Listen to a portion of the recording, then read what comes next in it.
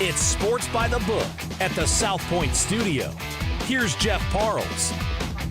Welcome in. It's Sports by the Book here at the South Point Studio. I'm Jeff Parles. Happy to be with you as always on a Thursday. Again, we're 7 days a week now.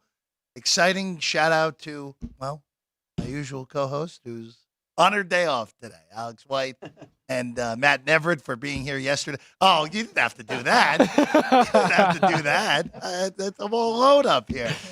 I won't be alone for long because where the Frank is Nicotero, where he'll inevitably end up in that seat at some point after the segment, about a half hour from now. Matt Cox of Three Man Weave, our usual college hoops outing that we usually do here on this Thursday. He'll be with us today. And, of course, sitting in, doing double duty, and staying well-dressed. And, once again, always, no offense to our guy Frank, always better dressed than Frank.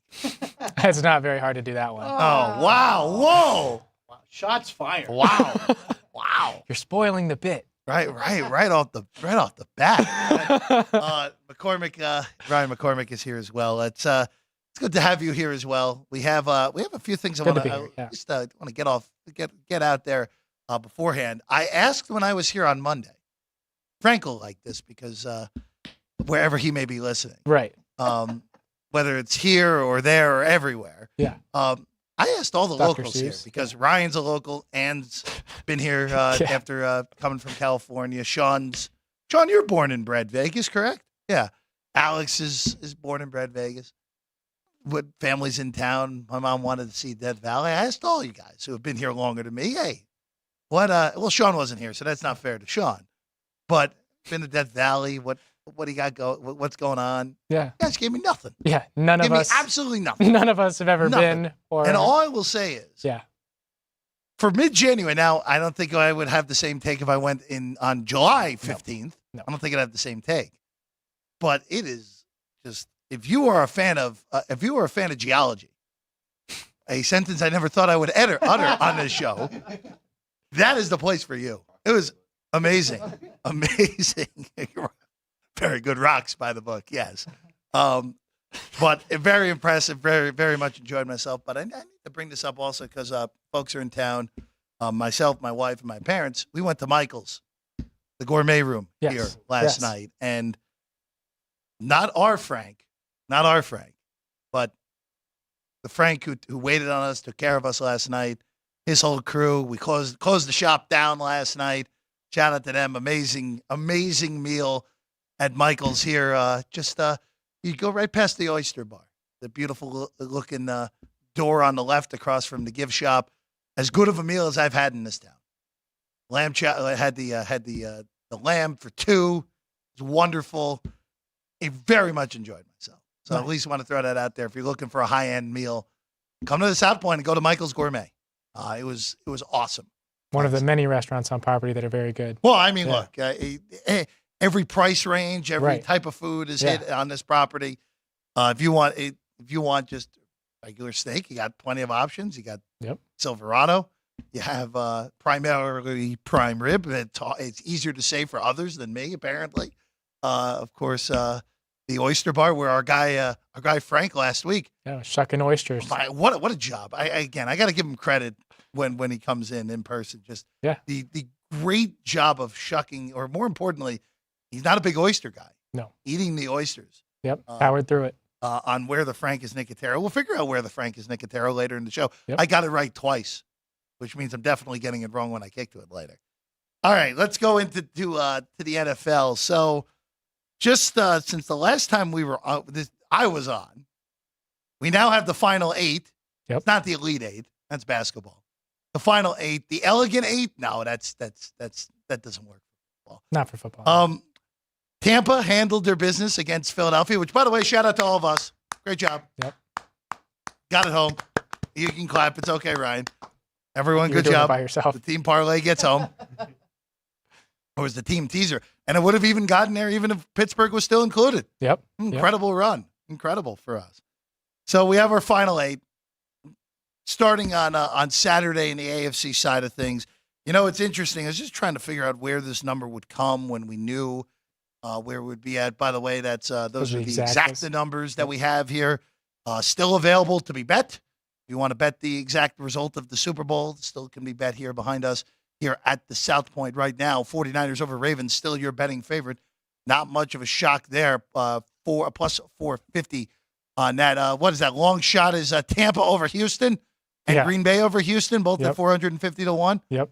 Much rather have the Green Bay over Houston than the Tampa over Houston. I can tell you that right now. But this game came 9, Ryan, 9.5. Now it's 9. Total's been bet down. The weather was a huge story last week. Of course, moved that game out of Buffalo. There's very fortunate there's no Friday night football on the East Coast because basically that whole I-95 corridor, irrelevant for Philadelphia or New York. Sorry, guys. But for Baltimore, of course, supposed to be up to 6 inches of snow on Saturday in Baltimore. It's supposed to be perfect, all things considered. It got a little windy, about 50-mile-an-hour winds, but 50-mile-an-hour winds at 30 degrees in the middle of the back end of January is pretty good for Baltimore, Maryland. I have not bet this game. This is probably going to be the one game I definitely don't bet because we saw this matchup in week 1, and I can't take anything from that. Right. Because Houston wasn't Houston. Houston didn't score a touchdown in that game.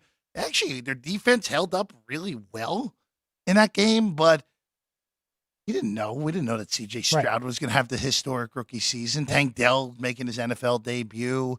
Everyone's getting used to the Becca Ryans making his head coaching debut. The game was 7-6 at halftime. No touchdowns in the game for Houston.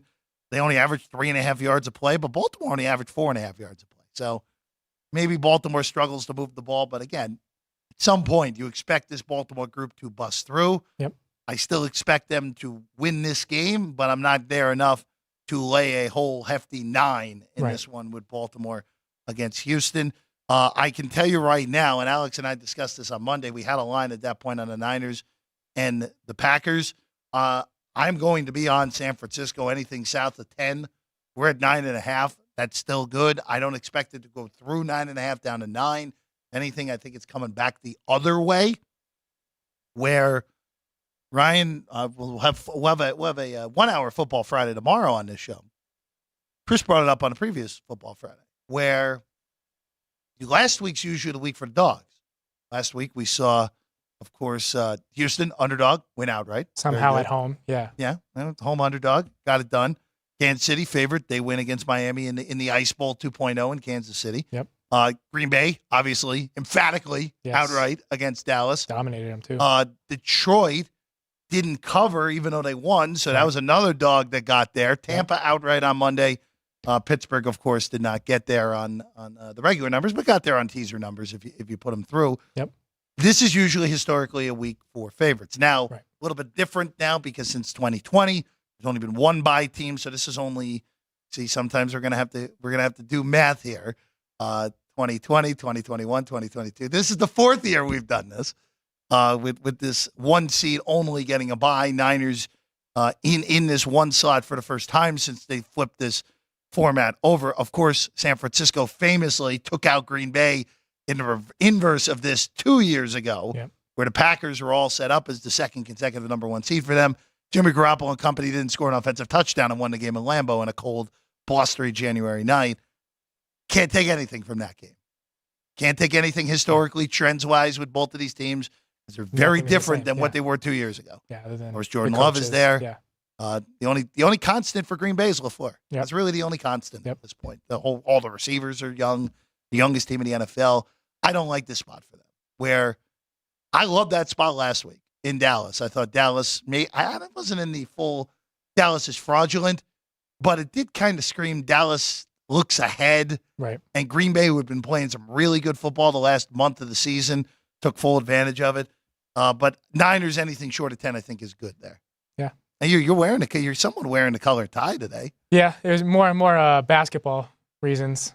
More basketball reasons. Yeah. My alma mater is playing their rival tonight. So it's what, Southern Utah Valley? Utah Tech. Utah Tech. Dixie, so the old Dixie, formerly Dixie State, Utah Tech. St. George. What is Utah Tech's mascot? The Trailblazers. Yeah, the Trailblazers. Still the Trailblazers. Yeah. I didn't want to say anything long. I'm still spooked when and Matt Cox is going to join us in a few moments. We'll appreciate this. When LIU inexplicably switched from the Blackbirds to the Sharks and didn't realize it and got caught in the middle of a show in the past, it's like, oh, they're not the Blackbirds anymore. They're the Sharks.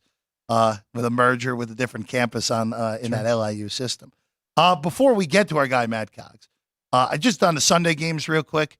Nothing on the Detroit-Tampa game. I have no clue. Okay. If you tell me Detroit runs them out of the building, wouldn't be shocked. Yeah, no. If you tell me Tampa outright beats them, I'd probably be a little more I'd be a little surprised, but it wouldn't be like, whoa, earth-shattering that Tampa did this. I actually think Baker looked awesome. Now, granted, the Eagles were 1-2-3 Cancun, basically the last 6 weeks.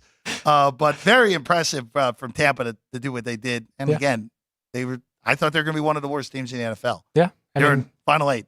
So. Kind of got a gift with the division that they're in. Well, sure. Well, look, you take advantage of what's handed to you. Right. And credit to Todd Bowles and his team. They took full advantage of a terrible division. Almost said a word that was a little bit different than that. But they took full advantage of it. And then all I will tell you, and this will come as no shock, and we'll break it down further through the week, I'm on Kansas City. I like them outright. Yep. I don't think that should not any bit of a homer there. No, well, it's not. I'm not a homer on that. That's just what's the anti of homer of just being anti a team, basically? That's what it is. I think it's about the same. Yeah. But I'm with you on Kansas City. Yeah. We know my thoughts the whole year. I thought the market's been too high on Buffalo. Yep. I'm a little bit surprised that this number hasn't crossed back to 3 yet. I do think it will by the time the game kicks. I think we'll see ends 3? We'll see it again. Okay. Saw it for a small period of time this morning here. Again, this is the ultimate toggler between 2.5, 3, 2.5, 3, 2.5, 3. I think we'll see the threes again. So this is one of those Vinny games. Don't blink. If you see the 3. Yeah, well, I think it's more that that Chris and company don't want this landing Buffalo 3. Right. I don't know about the don't blink. I think it probably will be. I mean, that's the last game of the weekend, especially if the favorites are covering all weekend. Yep. Very much good. They've already talked about it. They've had 4 times the amount of handle on that game alone than all the other games combined. For Buffalo and Kansas City? Yes. Makes sense. Yes. And, I mean, it's weird because obviously the last 2 years we got Cincinnati and Kansas City in the AFC title game the last 2 years. This still kind of feels like the one that people still have wanted to see, where we were close last year. We got it obviously the famous one with the 12 seconds, and Kansas City finds a way. Also, this one being in Buffalo. First time in the playoffs. Side. Yeah. Remember, this is the first true road game for Patrick Mahomes in the postseason, amazingly enough. It just shows how good Kansas City has been in the Mahomes era. All right, we're going to take a quick break. When we get back, our guy from 3-Man Weave, Matt Cox, joins the show. As he said, mid-major bets for the people coming up next here on Sports by the Book.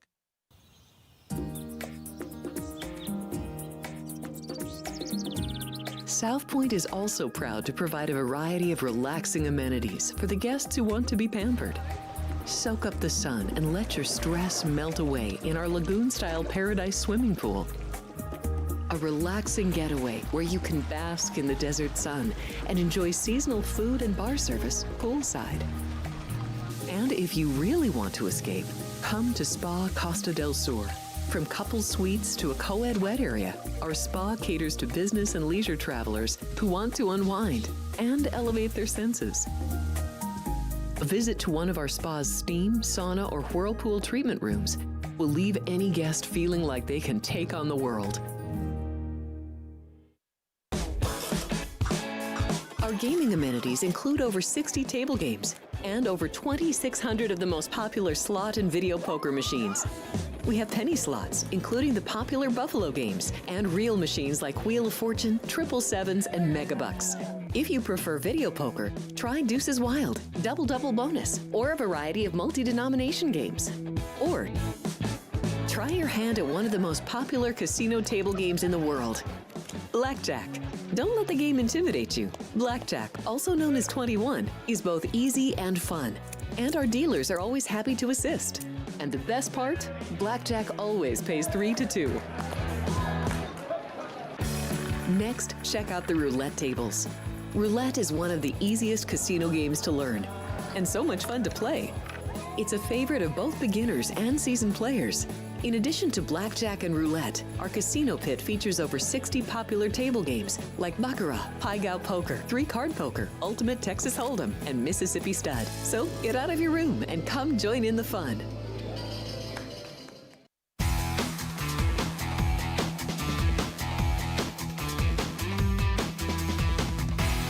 Welcome back in. It's Sports by the Book here at the South Point Studio. I'm Jeff Parles. Ryan McCormick's here as well.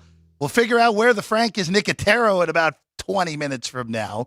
But first, our weekly check-in with at least one of the gentlemen from Three Man Weave. This week it is Matt Cox with us right now. Look at this. All the Hoosiers gear to kick us off here, Matt. Yep. It's I'm not wearing it proudly. It's more out of shame. Tough spot right now for Indiana basketball. Not that most programs probably have zero sympathy for us, but it's been rough this season. Twitter's not a kind place for Mike Woodson or those involved with the program. Definitely a good place to stay away from. That's one way to put it. It. Toxic, again, I think, as the kids say, toxic. Yeah, sure. I think that's it. And also, it's been such a bizarre year in the Big Ten, especially for the like Michigan. Yeah, I know they beat Ohio State earlier in the week, but that's been a rough go. Vidar in action. We'll get to that game a little later here tonight. And you have Purdue, you have Wisconsin, you have Illinois, you have Northwestern off to another great start. And the funny part of it is, like, you look at what you're saying, I would say a little bit toxic right now in the socials. I mean, Indiana's right now is solo fifth in the conference. They're right there. Solo fifth in the conference. It's funny, they're actually they're within that striking distance, but like the NCAA tournament is by no means out of reach for IU because they've come so close. They've walked the tightrope with so many bad teams, but they've won all those games. They don't really have any terrible losses. The Big Ten formula is simple, right? You win at home, like you have to win at home. It's a no questions asked. If you don't protect your home court, you have no chance in this league. And steal what you can on the road. I mean, Wisconsin's kind of been they've seemed to have solved this blueprint. And what's scary is that this year they actually have a really good team. Like Wisconsin, I think, is built to play in the Big Ten, built to win on the road. Their defense, their pace, although a little more dynamic this year, that keeps them in every game on the road. But they're actually like good, and they have these X factors this year at the AJ Store and John Blackwell. And I've been kind of a Bucky Badger hater this season, a seller, but I've regathered some stocks, some shares recently. I'm kind of in on this team winning this league at 5-1. Yeah, I wouldn't be shocked. Again, Purdue has 2 losses already. They have that they just can't beat Northwestern for whatever reason. They have that loss in Evanston. And then, of course, the Huskers dominated them. Wisconsin, by the way, and Purdue played twice this year. One on February 4th. That is in Madison. And then the final game of the Big Ten regular season in West Lafayette, what we would expect to be the final game in West Lafayette for Zach Edey in that one down the road. All right, one more year. What? No, I hope not. God, I hope not. I want to hit this game because it's starting real quick. It started in 12 minutes from now, and it's in the Big Ten. What do you make of the Spartans? They had 12-point favorites tonight against Minnesota, who I think what's the right word for that? They've been pesky this year, the Gophers. I wouldn't say they've been good. They've been better than I thought they were going to be, but they haven't quite turned the corner quite yet. But Michigan State, as we know, that really weird non-con where they kicked it off with that loss at home to James Madison and then just couldn't finish games until they blasted Baylor in Detroit. And then, of course, in conference play, you get pounded in Evanston and then you lose that close game to Illinois. The Spartans still have a lot of work to do here.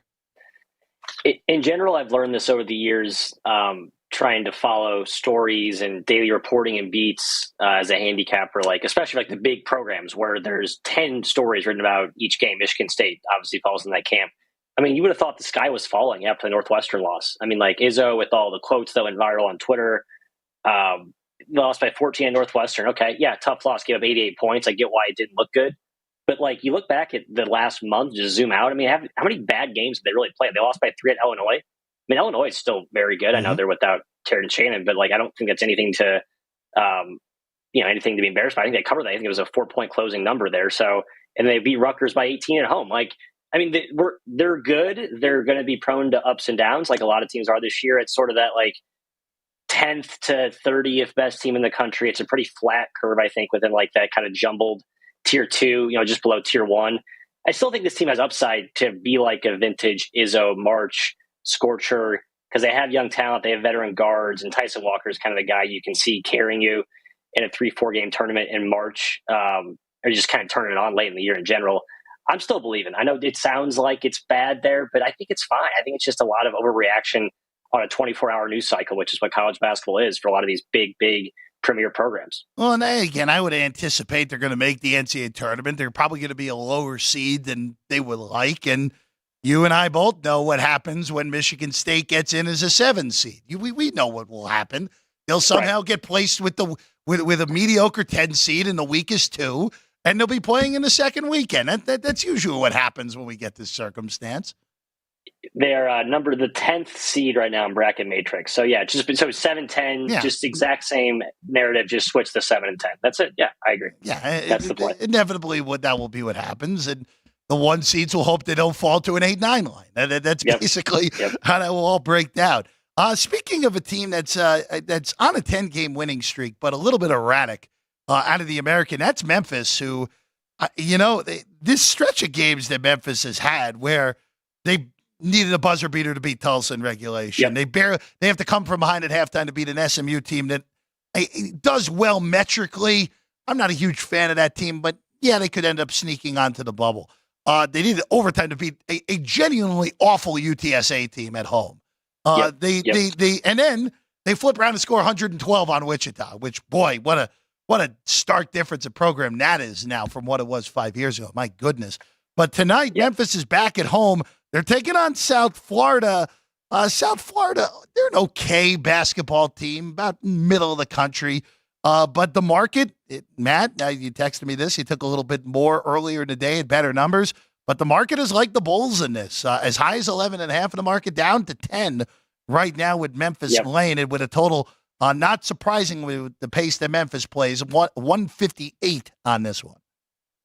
So I think you're seeing the recent move, like last hour, I think it was at 11. Now it's down to, it looks like 10 at most places. Got reported that there's been terrible weather in the area, and the Memphis communications literally released a suggestion to fans to not come to the game, stay home watching ESPN. So I think the home court's going to be pretty, I don't know, how do they barren, but it will not be a typical rowdy FedEx Forum. I don't believe. That's what I believe the move was on, from 11 to 10, and then from the opener to 13.5 or 13 to 12.5 down to 11.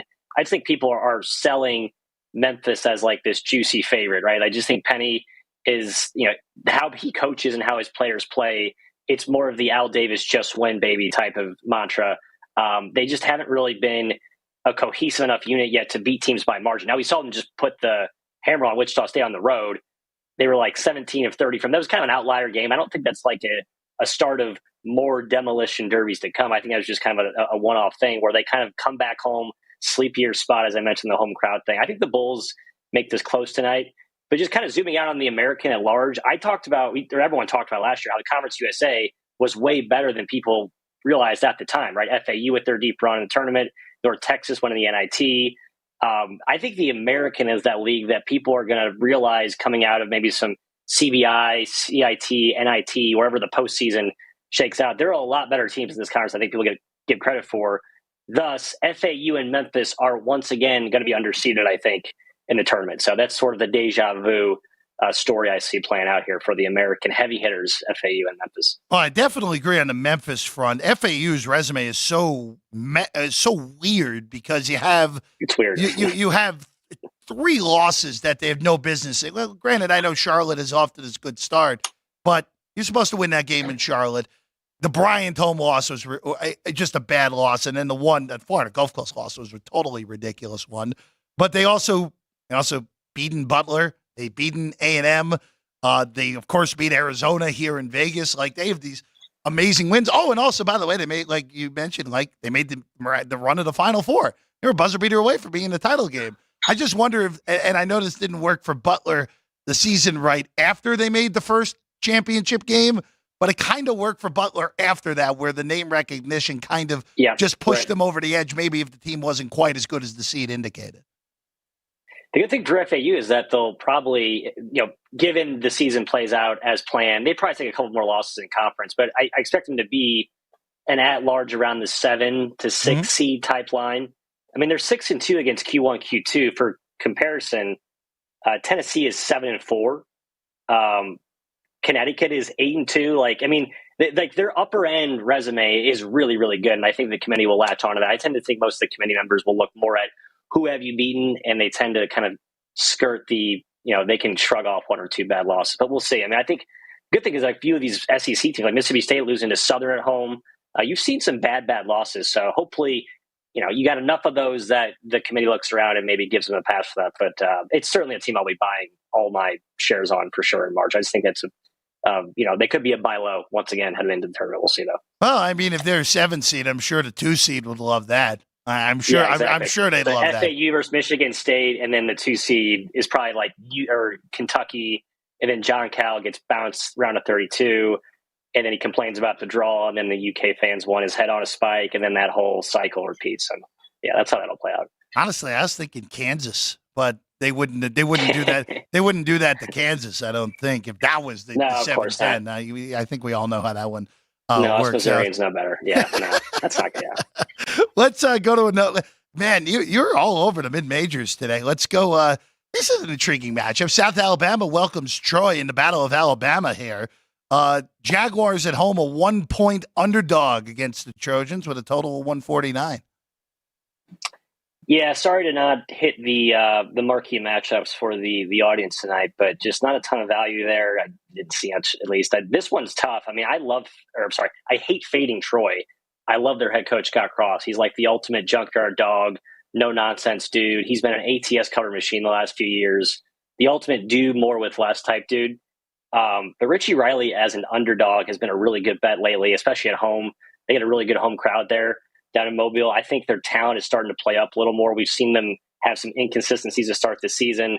But this is a good spot for them. I just think it's a good time to sell a team that's 5-0 with the target on their back in conference play, but the team that's probably more talented in USA and a coach I like and respect that sort of neutralizes what's usually a coaching edge for Troy. So yeah, I did take the his +1 pick, whatever it is now, right around there with USA 780. That's a pretty interesting league, in all honesty, right now, where, of course, James Madison got all the headlines at non-con, and deservedly so. They're 3-2 in conference.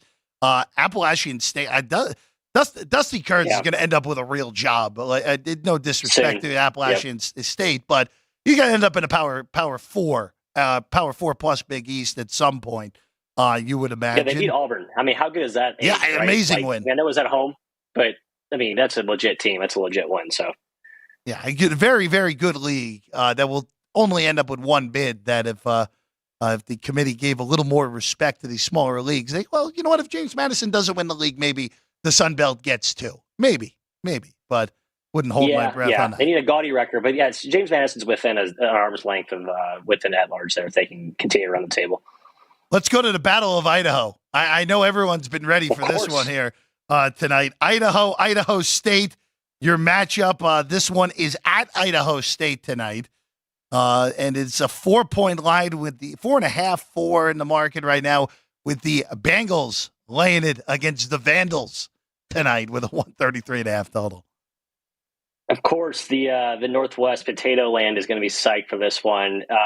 I just think I'm getting what's effectively, if not the better team, a team that's basically near equals. And the coach I like more in Alex Pribble, first-year head coach, one of these guys who was brought out of like the D1, recycled cesspool, like actually coaches from the D2, D3 JUCO ranks. We've seen like numerous success stories.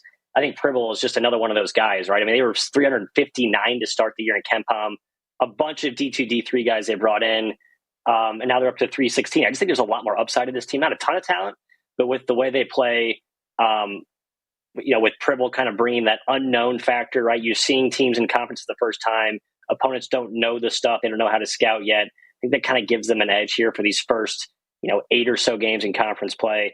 And again, not a terrible travel, cross-state rival.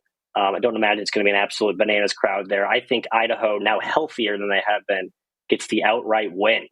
And where is Idaho State located? Pocatello. How do you say that? Was that Pocatello? Geography quiz. Yeah, that's Pocatello. Thank you. I think it's Pocatello. Yeah. Again, Okay. I had to put all my research pre-show into remembering that it was the Bengals of Idaho State because there's a lot of Bengals running around the state of Idaho these days. So yeah, everywhere. yeah, Everywhere. but on the Vandals tonight, forget though. You take the points, take a little piece of the money line, according to our guy Matt tonight. Half's good, or money line. I think both are about equal right now. Yep. All right, I'm not going to ask you a take on this game because Gonzaga's on the road to 12-point favorites in Malibu tonight against Pepperdine. But this is a question that has to be asked with the way that their resume is. We haven't seen them since their loss in Santa Clara, where, of course, Santa Clara flipped around and got absolutely destroyed by St. Mary's in the following game. Man, I don't think this is an NCAA tournament team. I think the only reason they're going to get in if they don't win the WCC tournament is solely because of name recognition. And nothing. And I know Ken Pom has him 25. I don't think they're the 25th best team in the country. And against all the good teams they played, Purdue handled them in Maui or in Honolulu in the Maui Invitational. They lose in Seattle against a Washington team that I think is pretty mid-pack in a pretty pedestrian Pac-12. Yep. UConn, there was no doubt who was the better team that night in Seattle. San Diego State went on the road, beat them in the kennel. And then where Gonzaga teams, and I like Santa Clara, I've bet them a ton this year and have been pretty good with them because I think they're undervalued. Herb Sendek, baby. Yep. But that's a game you don't lose if you're Gonzaga, and they lost it. I don't think they're a tournament team, man. I really don't. And again, we'll play this clip in 2 months when they've racked off 14 out of 15 and they look like Gonzaga again. So people forget on their resume they're playing at Kentucky on February 10th. Like that is, if I'm Mark Few, I have one of my assistants breaking down Kentucky film 24/7. They absolutely have to have that win to get them into any sort of favorable position for an at-large because there's not a ton of opportunities in the WCC. The Dons have been awesome. That could age toward, I think, Q2 territory. I don't have the metrics in front of me. That's a win they need to get. And obviously the St. Mary's bouts are going to be huge, right? But I think it's been home February 3rd. Then they finished there to the finale at St. Mary's. I'm with you. I don't think they're going to make it because I think their path to get there is too tough with just the lack of remaining opportunity. I still think they are around like a top 30-ish team. They've, I think their schedule has been a little bit like they had Washington B and they blew that lead, right? They probably should have won that game, honestly. UCLA, USC, I think they actually played those teams before they really started to tail off. They're obviously not as good as we thought, but they were probably better than what they're both ranked right now in the numbers. That makes sense. I'm making a lot of excuses here moving the goalpost for Gonzaga. I get that. I still think they are a pretty good team. I just don't know if there's enough opportunities left in the resume, given their missed chances so far for them to get there, save the Kentucky home run, Hail Mary, one shot to get back on the right side of the bubble type of opportunity there. Well, that's I totally forgot about that game until you brought it up. It was clearly, hey, you're taking away the Big 12 SEC Challenge. I'm scheduling a big time game in the middle of conference play by Cal. I mean, that is a rare. Again, Gonzaga's not Gonzaga, but it's still again going to be a game that's got a lot of juice to it. And as you said, you're right. And you're right. Yeah. Going to Rupp, you want to be in the tournament. If you're having a lackluster year, Gonzaga, you go there and win. Narrative's all different. You're in. As long as you don't totally fall on your face at WCC play, you're 100% right, Matt. Yeah, there are landmines there. I'm not saying they're going to lose tonight at the Waves. I was tempted to take Lorenzo Romar tonight. I did not, though. But there might be one or two close calls left on this WCC slate. He's Matt Cox. Again, find his great work, 3-Man Weave. Him, Kai, Jim do great work, as always, on the tweets at Matty_Cox as well if you want Matt's personal page on the Twitter machine. Matt, pleasure as always. Thanks for hanging out with us today. Have a great week and enjoy family time, sir. Oh, I will. Absolutely will. Going to the going to the Spear tonight.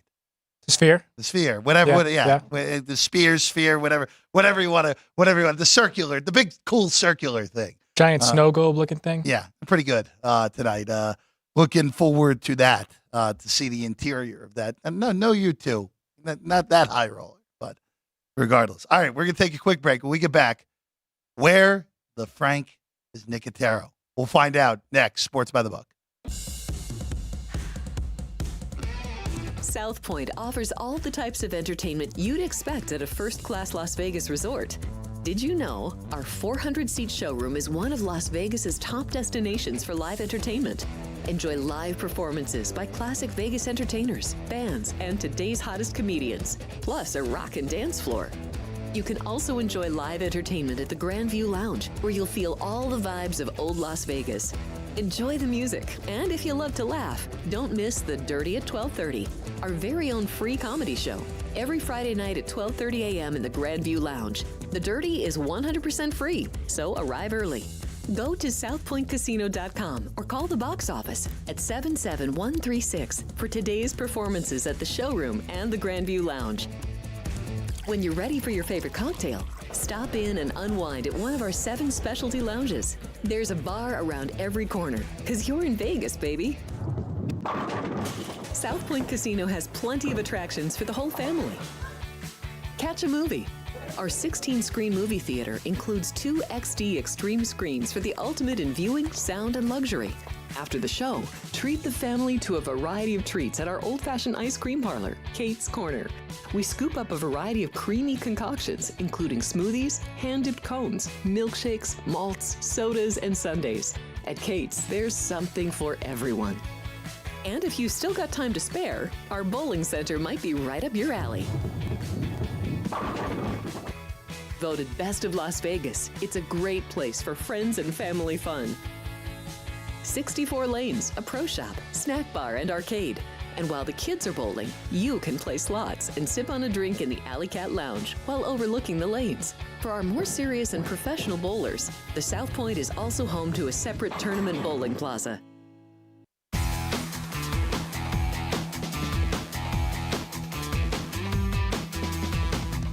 Come back in. It is Sports by the Book at the South Point studio. I'm Jeff Parles.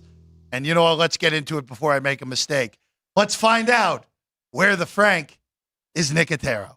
Here I am. I'm in the race book with my buddy Ralph Sirocco. Ralph is the host of South Point Studios' Race Day Vegas. Right. Race Day Las Vegas. It's a huge hit. Everyone's watching it. We appreciate it. So he's going to give me some tips on how I can win some money here in the race book, which, by the way, the South Point's the only hotel that separates the two. And we love that, right, Ralph? Absolutely. You know, race players, when they're handicapping and all that stuff, they don't want to hear a guy yelling behind them because the official didn't throw the flag. Right. And at the same time, when guys are watching a football game or another sporting event, they don't want to hear a guy yelling for a horse down the stretch. Come with the 6. Yeah. Come on. Yeah, right. So they separate them. It's the only one like this in Las Vegas, and it's a hit. It's a hit. We love it. So listen, how can I bet on a horse? We're going to bet on a race at Santa Anita, right outside of Los Angeles in Pasadena. So what are we thinking today? Well, we're thinking that there's 2 ways.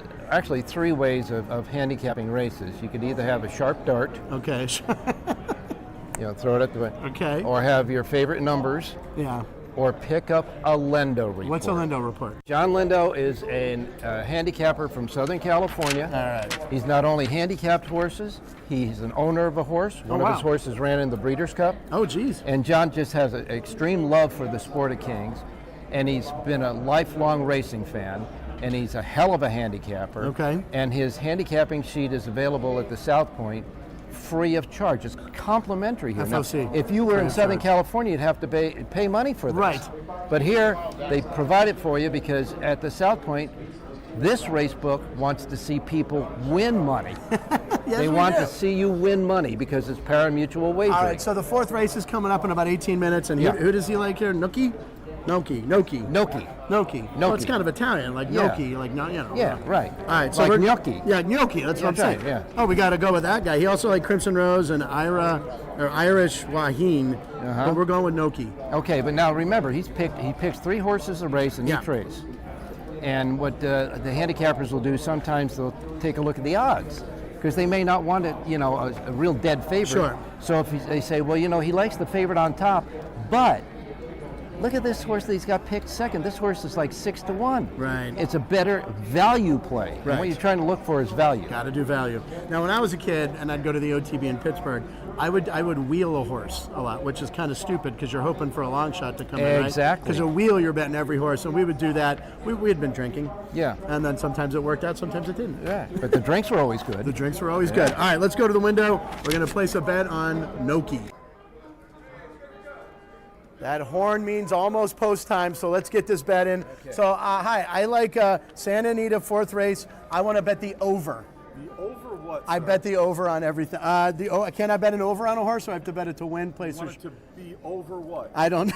You want the race to be over? No, I want the race to be over with Noki. $5 to win on Noki. On Noki, that's number 4, correct, sir? Correct. 4th race, Noki. So we have $5 to win on the 4 at Santa Anita. This is exciting. All right, there he goes. So is this bad that the 2's out front, the favorite? Or well, we can't let him get too far. All right, the 4's hanging. Beat that filthy favorite. Come on, Ryder. Come on. Get. Come on, 4. Oh, he's not going to get there. We didn't win. Our horse took second. So am I allowed to get a hot dog, Ralph? Am I allowed to go get a hot dog, or what's the rule? You know why you can get a hot dog here? Yeah. Usually at the track, you got to wait until you win to get a hot Right. dog. And the reason is because the hot dogs are so expensive. Right. But here, you can get a hot dog even if you lose. South Point, they're $1.50. They're great. The greatest hot dogs. Let's get a hot dog. We're going to get a hot We're dog. going to get All a right. hot dog. Back to you guys in the studio. Cross promotion. Look at that cross promotion. Forget just promoting Race Day Las Vegas. We're promoting the hot dog stand that, amazingly enough, I got to give you credit. Yeah. Not only finished the hot dog. Not only have you just finished the hot dog, but you changed your outfit in the middle of it, and too. I also got a haircut on my way over. I don't know if you noticed, but Very I've got the impressive. barbershop here. I get to remember the barbershop here. That's right. So Very, I went very very impressive. fast. I'm very fast. Yeah, I bet a race. I lost, but oh well. I held on to the ticket. I have the ticket in case there was an inquiry. Was there an inquiry from a week ago? Or, I mean, just now? Filthy favorite. That's Frank Nicotero, everybody. I'm here, ladies and gentlemen. Thank you, Jeff, for having me. I will say, first off, again, Race Day Las Vegas with our guy Ralph. Sean up bright and early with him. He is. Wednesday through Sunday, getting you ready for everything in horse racing. You don't need. I don't those need the anymore. headphones anymore. You don't need them anymore. my first day. Again, we have to see your full new Wonderful haircut. haircut. Well, yeah, there you go. Yeah. I got it right. I ate a hot dog. It was, You actually got it the while same time. ordering the hot dog. You can do that at the South Point. That's very another great impressive. thing about the South Point. But there is a barber right down there. What's his name? Yeah. Don the Barber? One of the bar, yes. John the barber. Yeah, John yeah, is yeah. one of them. One of the barbers. That's where Ryan gets his fly, fresh, fancy haircut, right? Tiff does it for Or, well, me. you're a sports fan. You probably go to Sports Cuts or whatever that is where you can watch highlights all day. Do them at home. He's got to save money now. That's true. I know. He's 3 weeks gonna be- out. Gonna Less be than, yeah. Papa McCormick. I know. Can you believe that? I know. We have contingency plans if it's You're going if she to goes host and produce the show. I'm going to do You're both. going to. You're going to.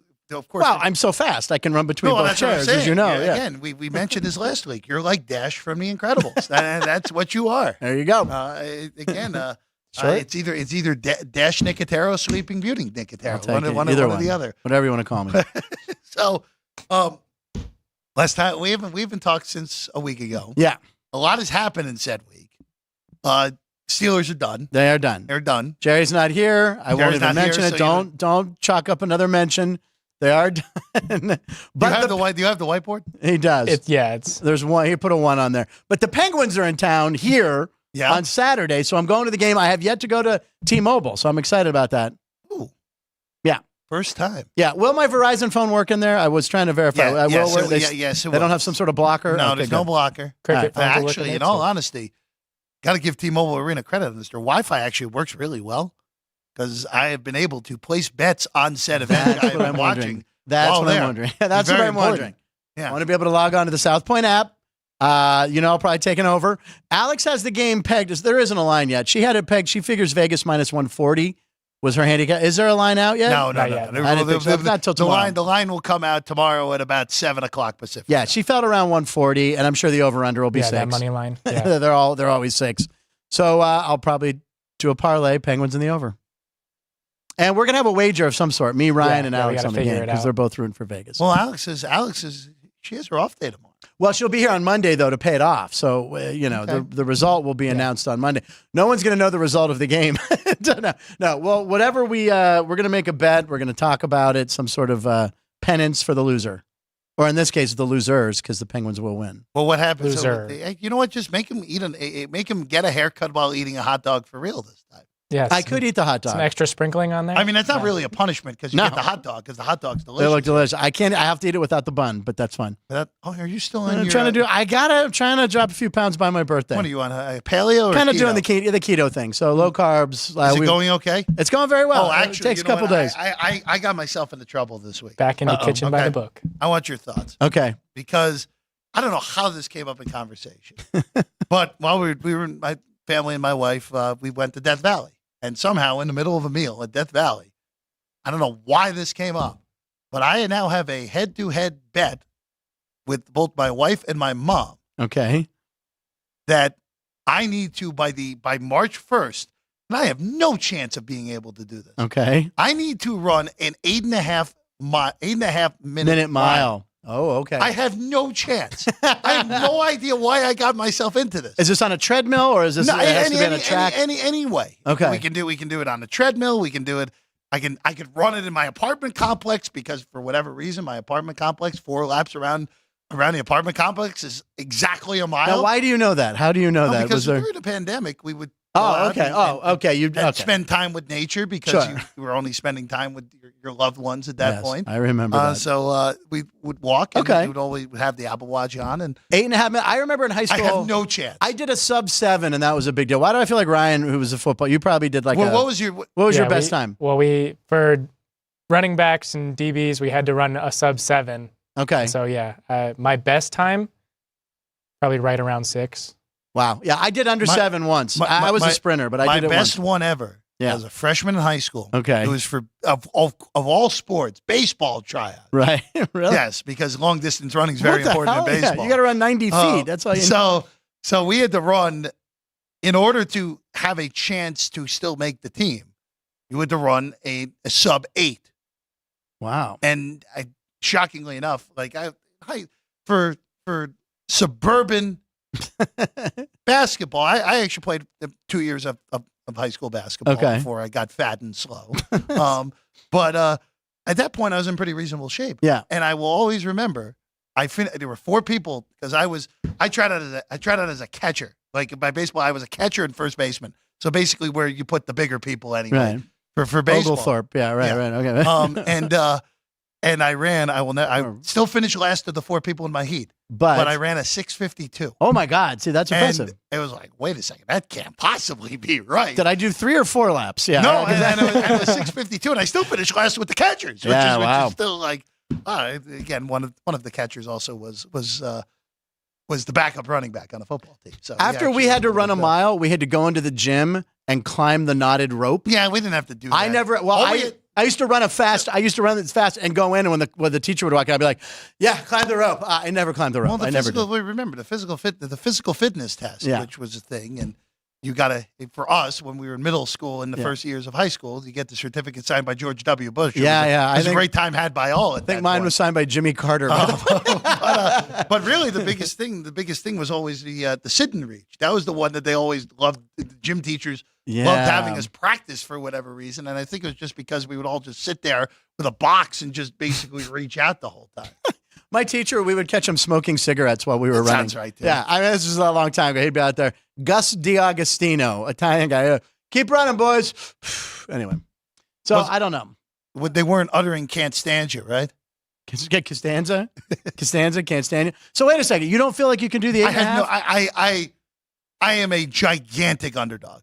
All right. I am a gigantic I'll underdog. bet money on Jack. I'm going to root for Jack. I'll pull for But it. here's the thing. I don't want to give myself odds against me because I want to win this thing. Yeah, exactly. Because I want to, more importantly, I want to prove my loved ones wrong. Because they think I have no shot either. Right. The only thing that my wife said is just don't give up when it's clear that you can't do it. So it's like, all right, well, I don't disagree with that. I don't know why. I don't know how it even came up. But regardless, you can do it. Get Rob Schneider. So what was that, Ryan? That's what I'm curious about is how that came up and how it got set at 8 minutes. I think it was more than anything. Like again, I wasn't struggling at all, like on any of these hikes we did. But I'm in pretty terrible shape for someone my age. In all honesty, to be totally frank. No pun intended. Totally there. frank. What? Yeah, there you go. That's a new segment idea. Write that down, Ryan. Tomorrow's punchlines. Totally frank. But no, I look, and also too, like if I get. My expectation now is if I ran a mile right now, I would probably be huffing and puffing after a quarter of a mile and then walking for a while. Like, Yeah. it would be horrible. It would almost be as bad as I did a beer mile, which would probably end up with the reversal of fortune. It would be like Michael Scott on The Office when he carved up by eating the fettuccine Alfredo. Right. I forgot about that. That's good. Which, by the way, was filmed right by my house. So when I used to have people come in and visit me in L.A., I would do an Office Side show where the church where Phyllis got married was right there. I'd take him to the office exterior, Dunder Mifflin, and then I go, this is where Michael passed out. Michael passed out after eating too much. That was an underratedly great. Wasn't it? That was the race for rabies, right? It was the race for the rabies and all sorts of things. It was the season premiere one season. And I used to see that. I told you, I think one time I was walking my dogs, little park right up from my house, and I'm walking the dogs, and I see there's a crew there. And a lot of the times there were a lot of commercials. The local NBC News would do their action crew walking in this park, and doing the head turns. So one day I'm up there and I'm looking around, and it's a bigger truck, so it's like a network show or a movie. I look around, and on the bench right next to me were Michael Scott and Dwight. There was Steve Carell and Rainn Wilson right there, and I'm walking the dogs, and I go, I kind of do that, and I'm like, and I just kept walking, and they were talking, and just kind of nodded, and I think one of my dogs went over. But yeah, so it was kind of stuff like that you bump into now. Was that for that exact? No, it was for the episode where he goes back to see Pam's mom. Oh, and she's an old woman. He's like, he says her name, Donna. I can't remember Pam's mom's name. And some old lady turns around and goes, and it wasn't her. Obviously, it was another. So it was that episode. The only thing I mostly remember about Pam's mom is when the first season, the mom is completely different than the mom in the later season. Yeah. Because she comes to visit her at work that one day. Yeah. And Parks and Rec was filmed at that park all the time. They used it as one of their parks. So when the bees come in, I don't know if you're familiar with Parks and Rec, but that one. And then when they had the smallest park in Pawnee, that was right outside the liquor store, little patch of grass. So it was all part of the tour I would do. Did they dig the pit that Andy? No, that was not near me. That was like Van Nuys. No, the pit where Andy lived. No, that wasn't near me. But a lot of the park stuff. So it was always kind of cool to see filming. Oh, and when Chris,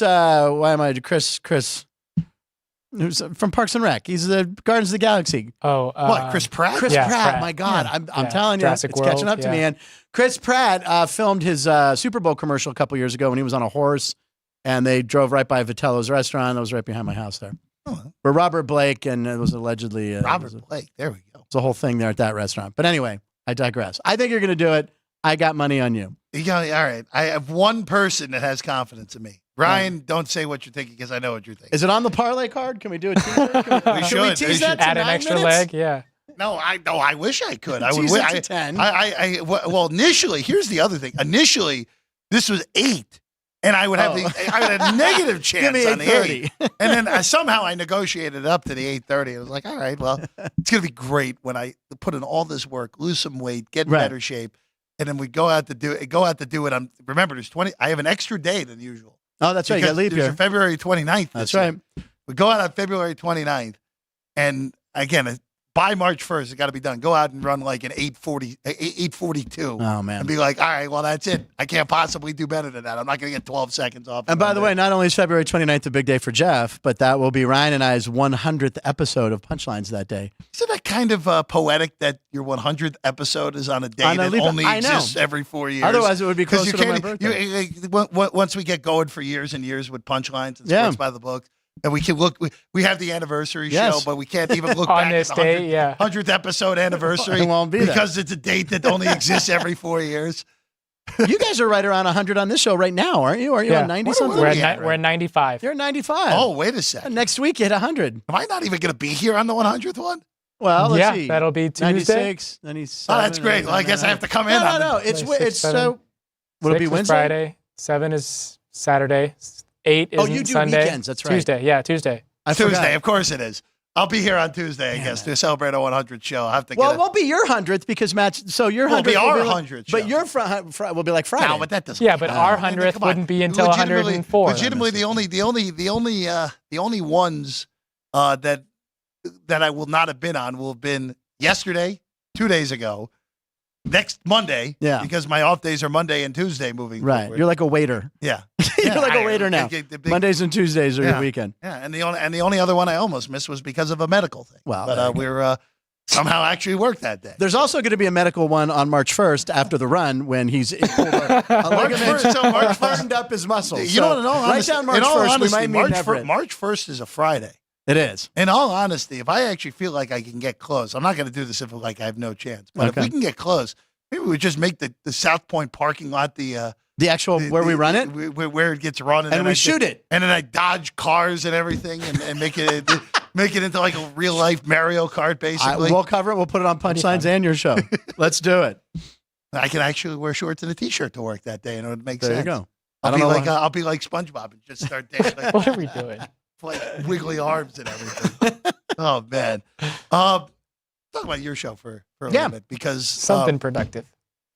we of course Super Bowl's coming up. Yeah, I'm excited about that. In Vegas. In Vegas.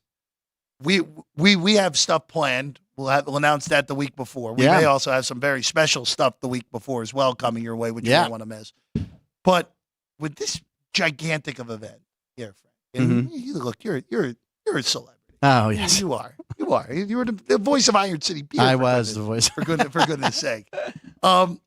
When you get a super, like, no pun intended, just a super event like this, just everyone comes in town, the epicenter of the world, basically for a week. Just when you get all your friends coming in, who's going to hit you up here?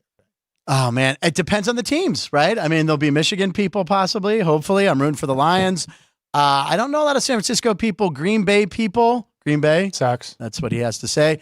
I don't know any Tampa people. Yeah. I don't know Buffalo. I feel like I know a lot of people in Buffalo, so it's close to Pittsburgh. So I know some Bills fans. So all I'm going to say is, like, with this week, I do have an extra room for let. See, this is what happens when you're in the very good. when you're in the car for a few hours, when the drives the last few days, we were trying to figure out what would be the most expensive Super Bowl ticket here. What matchup of the remaining 8 would cause the ticket market, which is already insane to begin with, to go even more insane. Detroit, Buffalo. That was the San Francisco, Kansas City. No, because they have a lot of money in San Francisco, right? Yeah, but it's a rematch. So to me, it's already been done. It's been done. So to me, so is Baltimore. The AFC representative would have to be Buffalo. Yeah, I agree. They haven't been in the Super Bowl since the 90s. Right. Yeah, they probably would be favored in the game if it was anyone but the Niners. Right. Well, not probably. They would be favored against anyone but the Niners. Oh, Buffalo people do travel well, too. But then it was interesting. It was basically like, all right, it won't be Tampa. No. But I could make an argument for all the other 3. Where Green Bay, we know Green Bay hasn't been in the Super Bowl since Aaron Rodgers won. Please don't bring that one up. Against the Steelers, I'm aware of Jordy Nelson nightmares. It'd be so obnoxious seeing that many cheeseheads around town. All I can say is if we end up with Detroit, Buffalo, I'm concerned about this city existing. That's my dream matchup, because it'll be a team that's never won before, will win the Super Bowl. And we already see the ticket prices for the Lions for the second week in a row are the most expensive ticket. Yeah, they're averaging $1,100 a ticket. So these people now are going to go, if we're paying that much for a playoff game for the Super Bowl, we're selling the Ford. And they're going to. We're selling multiple Fords. We're selling multiple Fords and Chevys. We're going to make that game. I feel like Detroit, Buffalo that might be, that's the matchup people. I don't want to see San Francisco and Baltimore again. I mean, I don't want to see Baltimore in it, but the Niners, I don't want to see them win a 6th Super Bowl to tie the Patriots and the team from Southwest Pennsylvania. I want to see the Lions and Bills. Cop out. It's the only 2 teams I haven't won. No. The cop out was not for that. The Southwestern. That's a cop out. Yeah. Jerry's not here. What do I care? Pittsburgh. I want Lions, Buffalo, and I have a futures on the Lions. And I just want Buffalo to win so we can be done with when will they ever win. So, So I actually have futures on Kansas City. So boring, I know. But they could do it. I mean, it's Andy Reid. Look, the only team that's left that I cannot see winning the Super Bowl, which means book your tickets, Bucs fans, is Tampa. Yeah. That's the only one of the remaining 8 where, like, it is a huge stretch to say Houston can win it at this point, because they're going to be big underdogs back-to-back weeks on the road. It's a gigantic stretch to say Green Bay because they're a big underdog this week. But if we end up with an NFC North, NFC title championship, game, Ryan's calling out. Forget that the kid may be. We were talking about that today. Ryan may just call out anyway. No, I have no problem with the Lions, because that franchise has been a bottom feeder for so long. Yeah, you just the Packers. You can't stand the Packers. Yeah, no, they suck. That's like me rooting for the Packers-Ravens Super Bowl would be our nightmare. Yes. I actually wouldn't have qualms with that, because I would root for the Packers. I would have to root for the Packers, Ryan. I'm sorry. I would be rooting hard for the cheese. The cheese over the crap. Well, you imagine the amount of great things you could do if the Packers were in the Super Bowl? You imagine like for the show, I'm saying. Yeah. Oh Like, my God. It just you could sample cheese on the air the whole Oh my week. God. I'll tell you, I've been to the Kitchen by the Wisconsin book. State Fair and had deep fried Snickers bars, cheese curds. I mean, curd everything too, deep yeah. fried, and I would welcome that. But I don't. I prefer to see the Detroit Lions. See how it plays out. Who do you have this week? Just in general. I- Just winners. They don't even need goodness. You know what? Detroit's going to beat Tampa Bay. San Francisco's going to beat Green Bay. I think the Texans upset the Ravens because I think Whoa. Lamar Jackson will choke in the Hello. playoffs again. And the Bills. The Bills. It's their year to. It's kind of their year to knock down So the then door. the Niners beat the Packers. Yeah. Oh, You yeah. didn't I even said that. mention that. Yeah. Yeah, I you did. thought I blew by that. Did I? Yeah, you said Niners. I over said Packers. Niners real Okay. quick. I said it so fast. So yeah. fast. I did it in an 8.5-minute mile with that one right Very there. good. Very good. Niners, again, as of this moment, if we're doing the money line parlay, the Niners, the Lions, the Ravens, and then the Chiefs are the non-chalk. Yeah, that Would be my, if Yeah, we're doing I'm right there with you. if we're I'm doing a going money line Texas, parlay, non-chalk. that's what I would do. Spread, as I said earlier, I Taking the Bucks and the money line. You take the Bucks over the Lions. no, Good I point. have the Lions. What was the underdog? Oh, Chiefs. Kansas sorry, City. Sorry, Kansas my City. bad. Yeah, Kansas City. All right. Which, if you've listened to the show all year, you're not surprised by that. Yep. One bit. All right. The show's Punchlines. Yep. It's noon every day in Nevada. Noon in Nevada. Lions in Weekdays. Nevada. Live Every in single- Nevada every every show. weekday. Every show. You're back tomorrow. Yep. Who's on with you? tomorrow? You are. Other than me. You are there. I know I'm here. Kevin Belenkoff. So it's our analytical Fridays that we love. Kevin will have some winners. He's been hot this year. He had Tampa Bay was his strongest play last week. Tampa Bay crushed, and All of our strongest play, yeah. a couple other picks. He had a couple overs, I think. Anyway, Kevin will be here tomorrow, and then you. So it'll be a good show. Be a good show. Ryan will be ready for it as well in his suit and tie, as always. And Ryan will be eating an Uncrustable tomorrow at the top of the show, just so he knows. Wait, Telling what? him right now. Wait, why? Yeah, you'll find out tomorrow. You have to tune in. That's a true teaser. Tease, yeah. You have an aversion to Uncrustables? Well, I mean, to begin with, I don't like jelly, but See, I don't either. it's You'll see. You'll see it. We'll tell you I'll, off the I'll air. show you. It's a if you want. tease. Yeah. It's a tease. Noon on Punchlines on this station. Yep. We're back tomorrow with 3 Football Friday. Myself, Chris Andrews, Vinny Magliulo. Who knows? Maybe Jimmy will show up as well tomorrow at 3. Hey, you're forgetting 3. Race Day Las Vegas tomorrow morning, 7 a.m. Thank you very much. Race Day Las Vegas gets your day Ralphie going. boy. At 7 Thank you, a.m. Ralph, again for Sean- taking me to the track. Sean will be here to get him on the air tomorrow. And He's already napping. He's already going to ready sleep go. to get up. And you did not win your horse bet. I did not. I'm- Took second. Look, if there was a horse named Gnocchi in the race that I happen to be in the race book for, I would bet it as You well. got to. You got to do it. For Ryan, for Ann, for Sean, for Frank. Big thanks to Matt Cox as well. I'm Jeff Parles. We'll see you again tomorrow, 3 o'clock, Sports by the Book. You do that this year. I stole.